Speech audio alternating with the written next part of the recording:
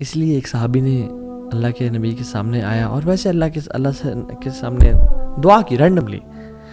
خود سے کہتے ہیں اللہم انی اسألک بانی اشہد انک انت اللہ، یا اللہ میں تجھے نا سوال کرنے لگا ہوں، اور کہتے ہیں کہ اس سے پہلے میں تجھے سوال کروں میں بتانا چاہتا ہوں میرا تیرا تعلق کیا ہے. لا الہ الا انت الواحد الاحد الصمد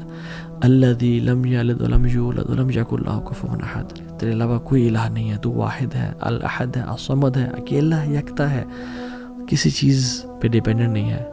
نہ تیری اولاد ہے، نہ تجھے پیدا کیا گیا. یہ دعا کرتا ہے یا اللہ دیکھ میں تجھ سے یہ میں تیرے بارے میں کدھر رکھتا ہوں، اور میں تیرے ساتھ میں نے اپنے بتوں کو چھوڑا، میں نے گناہوں کو چھوڑا،